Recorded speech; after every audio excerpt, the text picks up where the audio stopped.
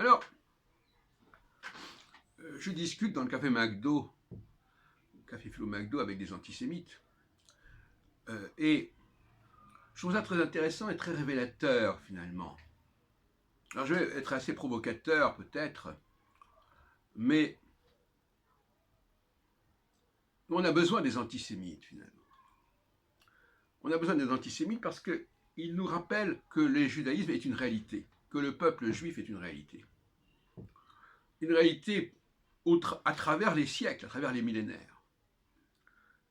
Donc ils sont la preuve que le peuple juif continue à exister. Et la Shoah, même aussi horrible soit-elle, est la preuve que le peuple juif existe. Par-delà même les vicissitudes, les tribulations, les rapports explicites avec Dieu, comme je le disais l'autre jour, le lien entre ce peuple et ces dieux, il est subconscient, il n'est même pas de l'ordre de la conscience religieuse, il est quelque chose qui va au-delà et qui est perçu quelque part, justement par les antisémites, qui nous renvoient, alors c'est tout à fait sartrien, qui nous renvoient, qui nous font exister véritablement comme juifs, parce qu'ils nous révèlent notre subconscience, même pour des juifs qui ne sont pas pratiquants, qui ne vont pas à la synagogue, qui ne parlent pas l'hébreu, qui ne vont pas en Israël, etc., il y a là une réalité qui est révélée par le regard de l'autre.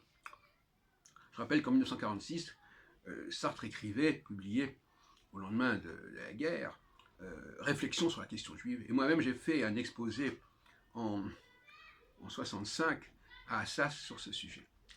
Et dans le cadre des cours de Maurice Desvergers avec son assistant, qui s'appelait, je crois, Éric Thomas, je ne me souviens plus très bien. Et donc, par comparaison, d'une certaine manière, par comparaison, et c'est là que je vais devenir un petit peu ironique, par comparaison, la réalité de Jésus-Christ, elle devient extrêmement fragile, n'est-ce pas?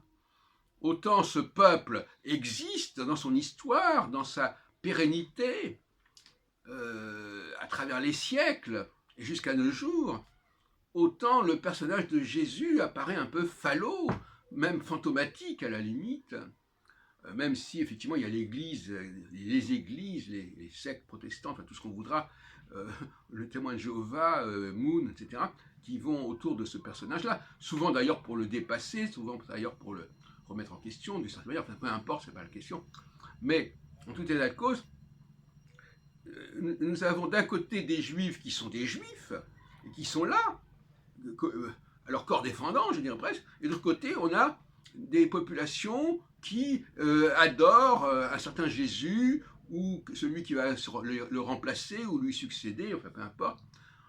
Bon, c'est pas la même chose. C'est pas la même chose. Dans un cas, on a une réalité juive, de l'autre côté, on a un culte rendu à un personnage qui a vécu il y a X milliers, il y a 2000 ans, voilà. Donc c'est pas comparable.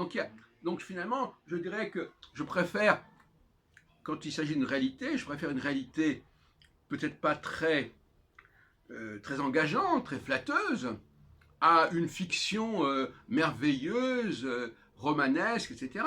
À la limite, n'est-ce pas? Donc finalement, je crois qu'il faut resituer le problème de cette façon-là.